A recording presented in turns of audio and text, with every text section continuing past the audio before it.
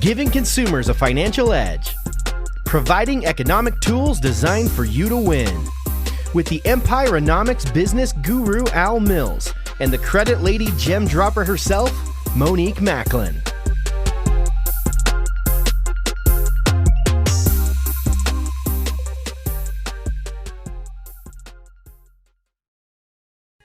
Hello, and welcome to Wake Up and Win with Al Mills and Monique Macklin. My name is Monique Macklin, and I'm known in the industry as the Credit Lady. And this is Al Mills, aka the Prophetic Financier, the world's #1 Socioeconomic Mobility strategist. Welcome to the call today. Yes, we have created this space that is designed to enlighten, empower, and edify people to the next level of economic success. On this platform, we do that by having conversations that require you to examine your current situation and make changes as needed to get you to the life that you desire to live by thinking better, banking better, and leveraging better. Now, on today's show, we will be discussing socioeconomic mobility. Now, Al, of course, a lot of people have never heard of that term. So what is socioeconomic mobility? Great question, Monique. Well, basically, socioeconomic mobility refers what we would say to the upward or downward movement of Americans from one social class or economic level to another. Either it may be through job changes, inheritance, marriage, tax changes, or any of the alike. That vertical mobility can change the status of a person's life and their intergenerational transfer of life and wealth. And that's something that we never really focus on as a American people, if you will. Right. So the real question is this: are you going up or are you going down based on the actions that you're taking socially and economically? So how is that actually? Is that how it's measured? Yes, it's measured by Pews can determine if a family is moving upward in their lifestyle and also growing economically. Here's a sad statistic from Pew's research is that the average middle class family will not change their income projections within 4 generations. So now a generation is equal to 40 years. So imagine if you're coming from a middle income family, you now won't see any growth before 4 generations.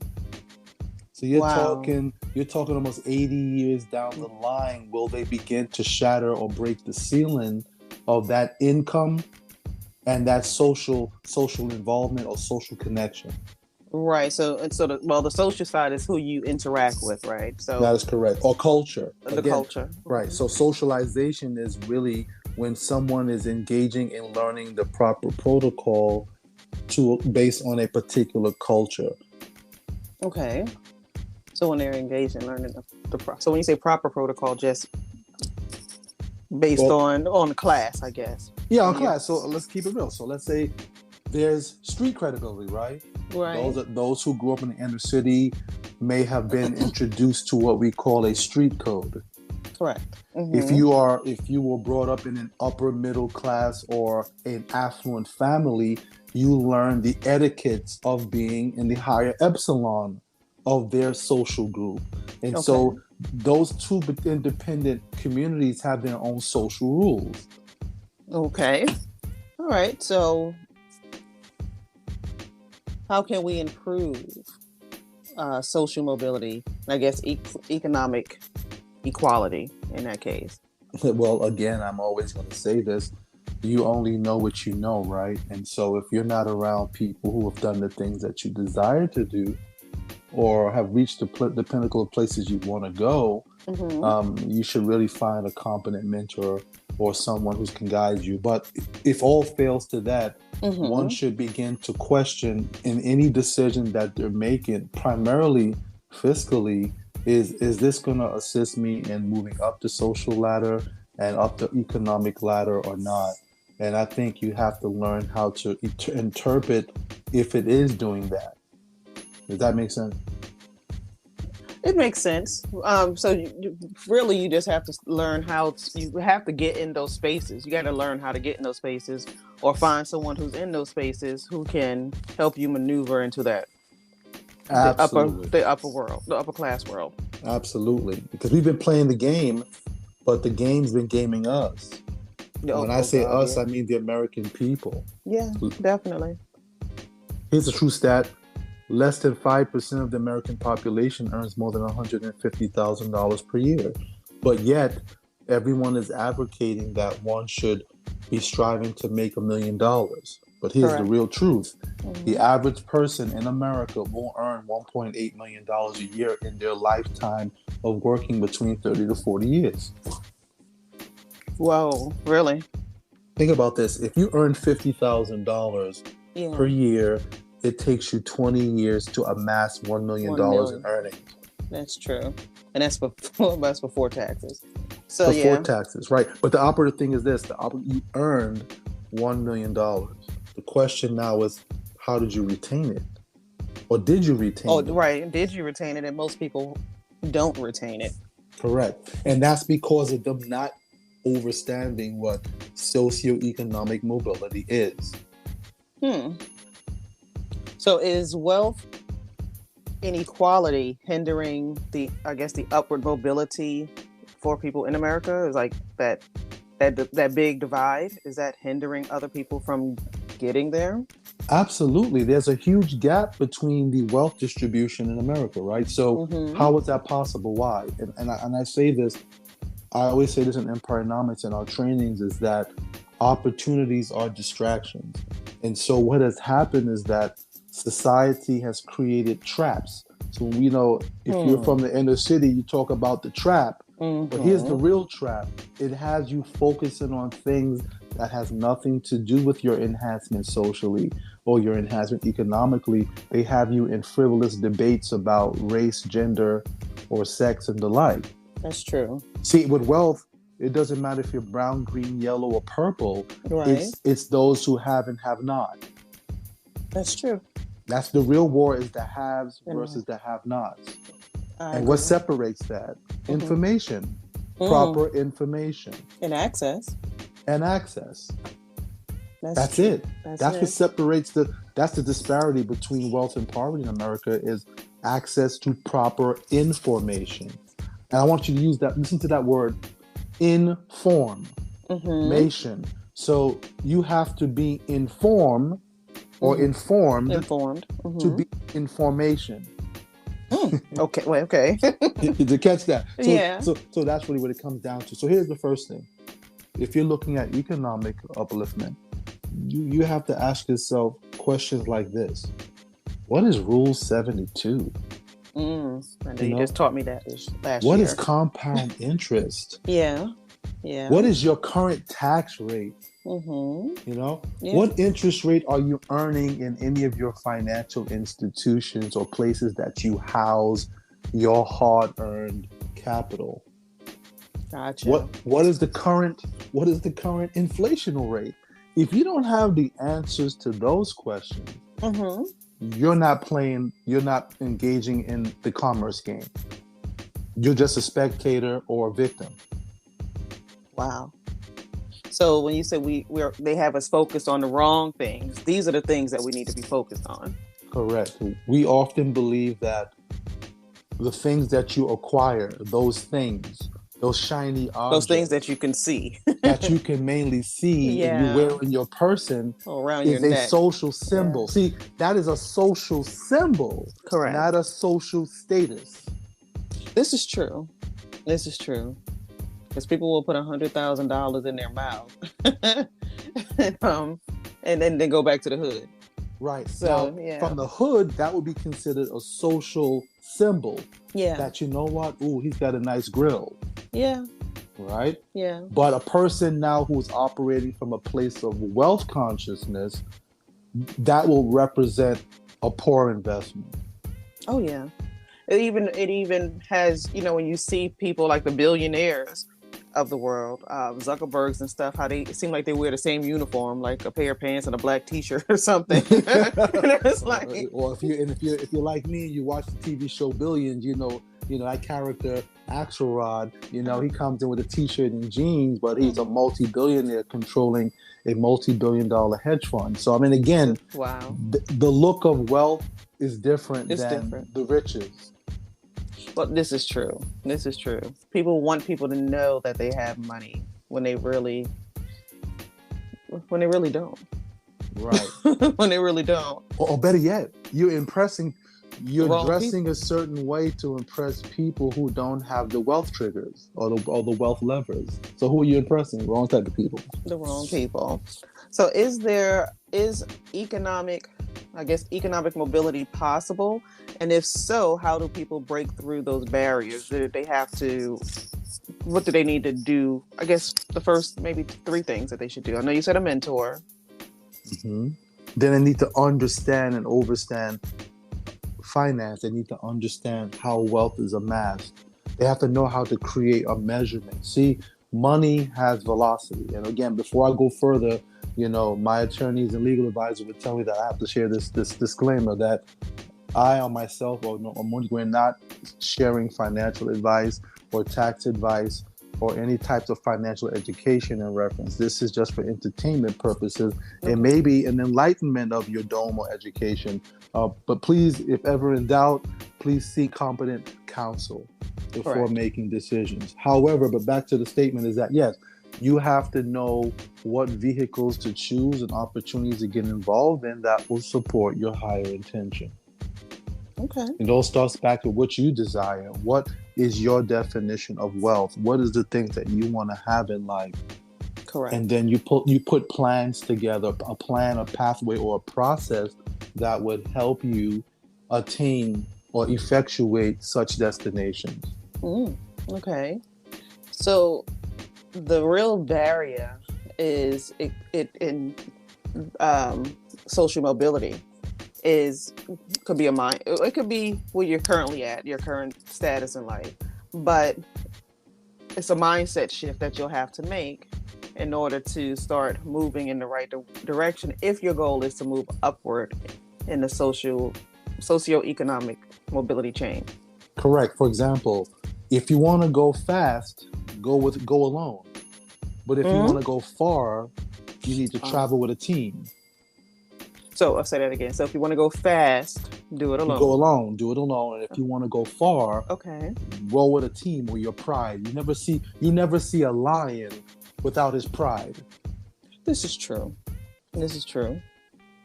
Okay. You can achieve a whole lot more when you have a good team with you. I got you. And so under current education in school, you were taught to be an individual.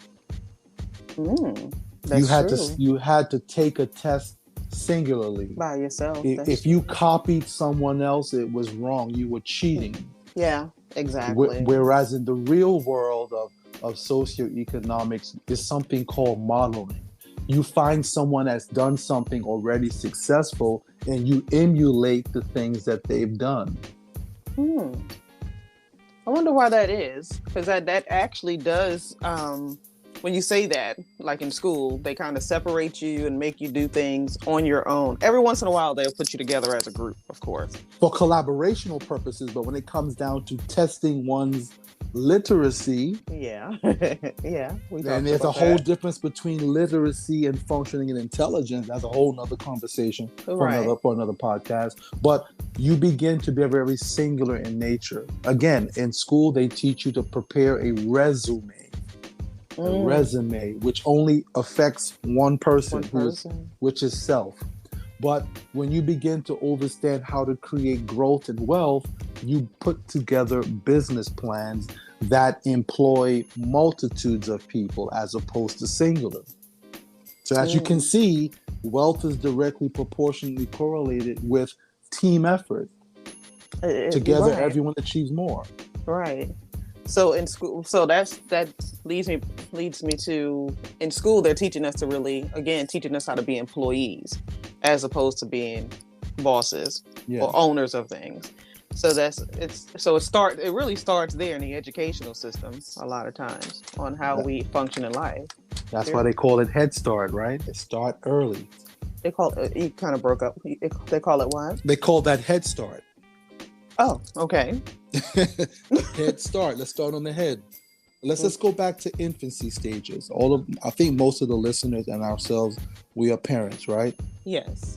And if you can recall, when our children were learning, they learn vocabulary and to create context or cortex statements without ever learning how to read or write or learn anything about an alphanumeric symbol.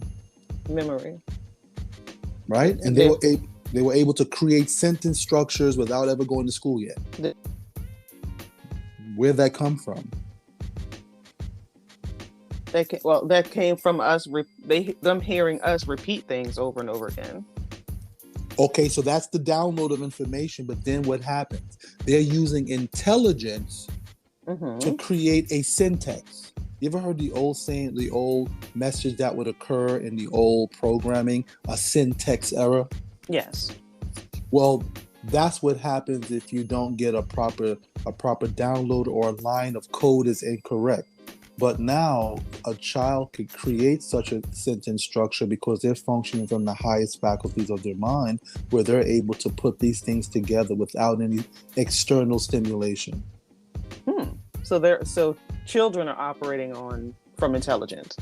That is correct. And then you send them to school, or the very first beginning of school, called Head Start. Right. And they begin now to transform your mindset from functioning from an intelligence standpoint, using the highest faculties of your mind, to now learning how to be literate, which is the ability to read and write alphanumeric symbols, as opposed to comprehending general truth, using syntax, and using intelligence.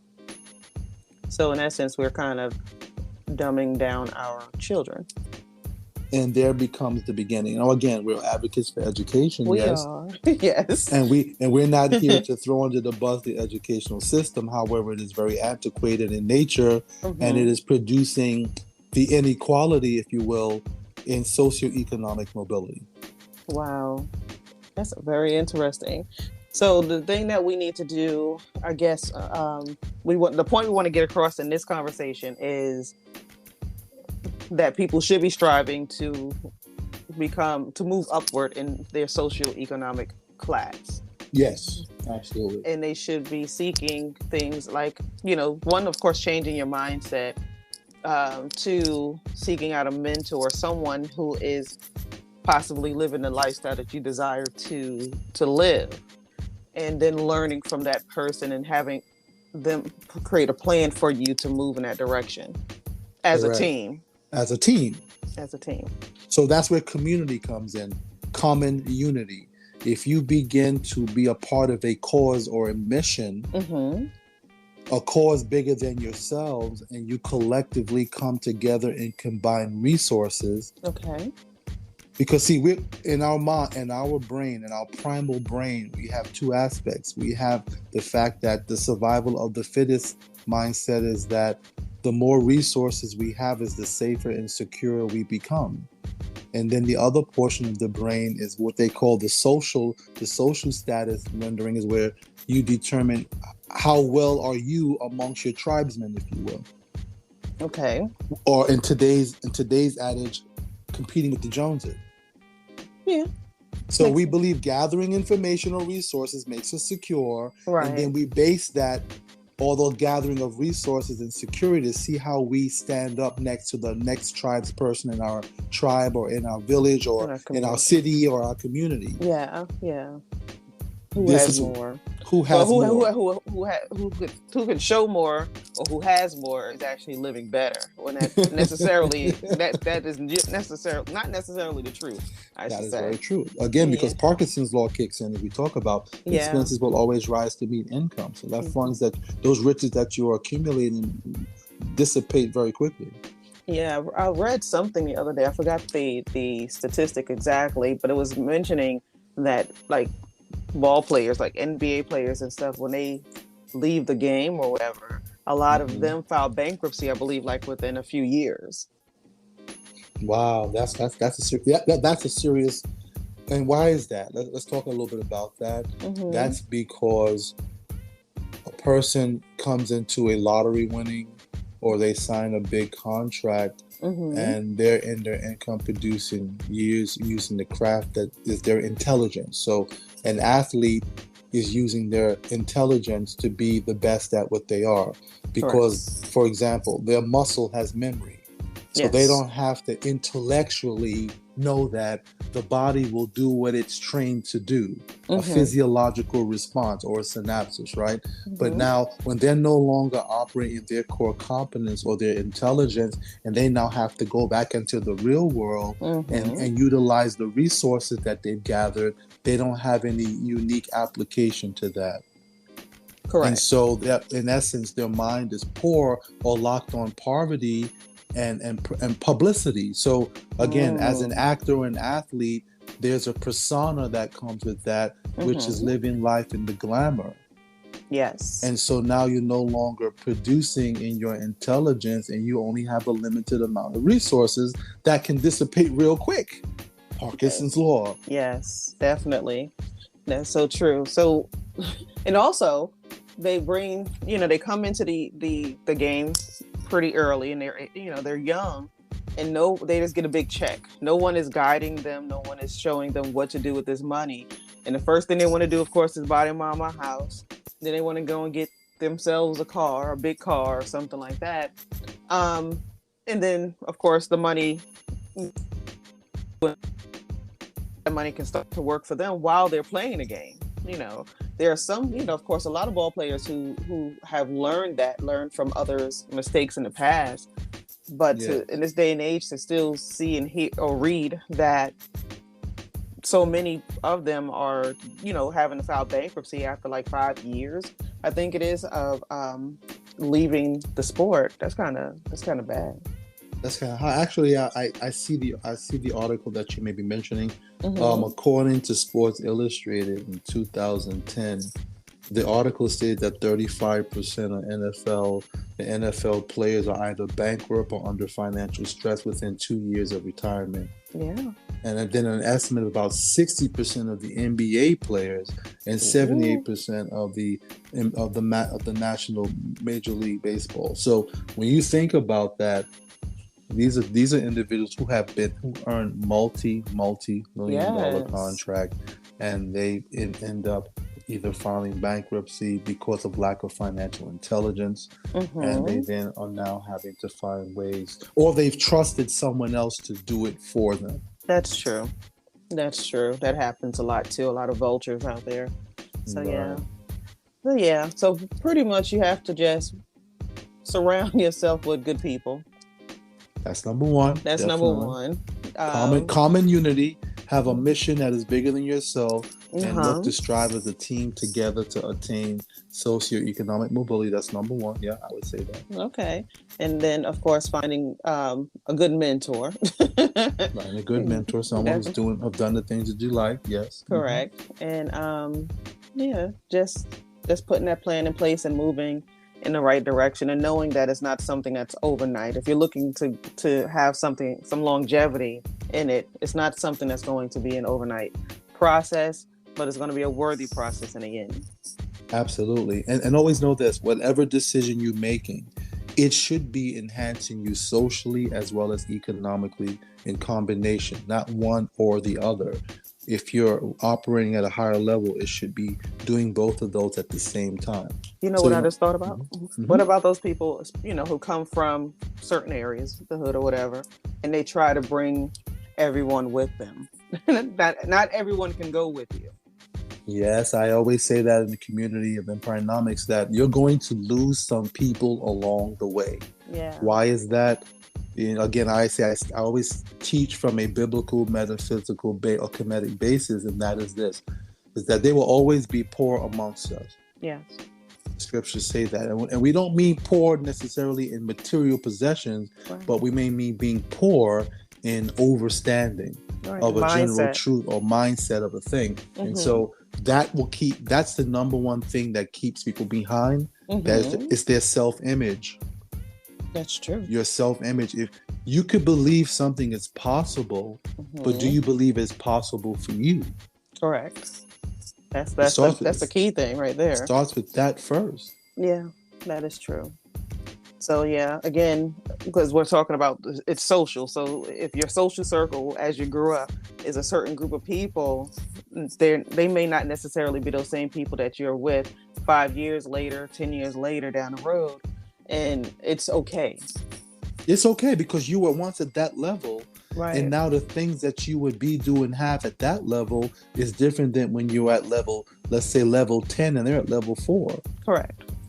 It's okay. It's okay. See, what you need to do is show them and give them inspiration and an aspiration that if I can do it, you can too. Correct. Exactly. If you're committed to the journey, we'll show you the path. Exactly. You got to put the work in. You have to put the work in. Yes, exactly. Well, Al, this has been a very enlightening conversation. I really enjoyed this one. As always, I'm very, very excited. And again, we're just going to encourage all of the listeners that if this is something that you want to do, if you really want to think better, bank better, leverage better, get with wakeupandwin.com and shortwaveshow.com and really get and be a part of this movement because we're changing lives. Correct. And that's wakeupandwinshow.com. Yeah, sorry. That's a little Trinity Alpha. I speak a little quick sometimes. That happens. So I do apologize. You're good. Wakeupandwinshow.com. Now, on our next conversation, we will be discussing credit and how it is an asset and not a liability. So as always, Al, this has been a great conversation. I hope people get a lot from this. And reach out to us. You can always follow us on Instagram at Wake Up and Win Show or go to wakeupandwinshow.com to connect with us. So we'll chat on the next show, Al. Awesome. Peace and love. All righty. Bye-bye. Bye-bye. Thank you for listening to Wake Up and Win with Al Mills and Monique Macklin. We hope you've been enlightened by today's message. Please subscribe to our podcast and share with your friends on your social media platforms. If you have any questions or comments, follow us on Instagram at Wake Up and Win Show.